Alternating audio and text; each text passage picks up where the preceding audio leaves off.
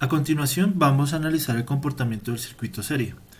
En un circuito serie vamos a observar que la corriente eléctrica es la misma para todos los elementos que conforman este circuito, ya que como podemos ver el circuito serie solamente tiene un bucle cerrado, es una única trayectoria cerrada donde todos los componentes están conectados uno tras del otro. Entonces aquí solamente hay un camino para que lo recorra la corriente eléctrica. Y el voltaje, como ya hemos dicho, el voltaje se divide. Entonces vamos a verlo aquí apoyándonos en este simulador, el Proteus, cómo funcionaría un circuito serie. Aquí tengo, bueno, primero miremos la parte de las resistencias. Entonces, como habíamos dicho en el anterior video, las resistencias en serie se suman. Entonces la resistencia total va a ser igual a 3 ohmios sumado a más 2, 5, más 4 nos da 9. Entonces la resistencia total es 9 ohmios. Entonces mi resistencia total, eso formaría como el equivalente a una única resistencia de 9 ohmios. Y tengo una fuente de voltaje de 12 voltios, entonces ahí podría aplicar la ley de Ohm. La ley de Ohm me dice que la corriente es igual al voltaje sobre la resistencia. Entonces mi voltaje es de 12 voltios y mi resistencia es de 9 ohmios. Entonces 12 voltios sobre 9 ohmios me da 1.33 amperios. Vamos a verificar que eso sea verdad.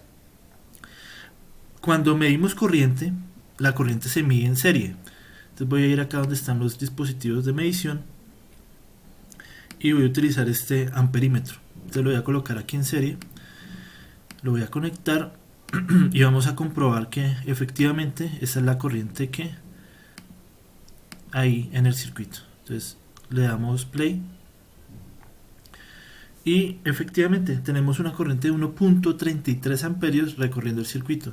Como habíamos dicho, la corriente es la misma en todas las partes del circuito. Entonces si yo por ejemplo quiero abrir acá y comprobar que la corriente es la misma, pues coloco otro amperímetro y me doy cuenta que efectivamente se cumple, que la corriente es la misma en toda la trayectoria. Entonces le damos play y entonces tenemos 1.33, 1.33. Entonces la corriente que está circulando por acá es la misma. Entonces en un circuito serie la corriente es la misma en todos los puntos de su trayectoria. Ahora miremos qué pasa con el voltaje. El voltaje lo vamos a medir con un voltímetro DC, en este caso, que es un circuito DC, y vamos a hacer lo siguiente. Vamos a conectar entonces aquí el voltaje en serie. En paralelo. Vamos a conectar los voltímetros en paralelo. Entonces esa es la manera correcta. Cuando traemos en corriente alterna, corriente directa, y queremos medir voltaje, vamos a conectarlo en paralelo al dispositivo al que queremos medir el voltaje. Entonces la idea es que el voltaje se tiene que dividir entre los elementos que conforman el circuito. Entonces vamos a anotar lo siguiente.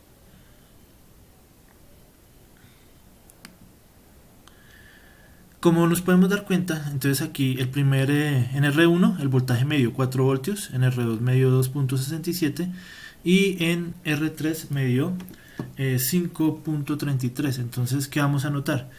Que si yo sumo 2.67 más 5.33, entonces 2.67 más 5.33 nos daría 8 voltios. Y 8 más 4 nos daría 12. Entonces este voltaje, que son 12 voltios, se va a repartir entre las diferentes resistencias que conforman el circuito serie. Otra cosa que vamos a notar es que en un circuito serie la resistencia de mayor valor es la que tiene la mayor caída de tensión. En este caso la mayor resistencia es la de 4 ohmios.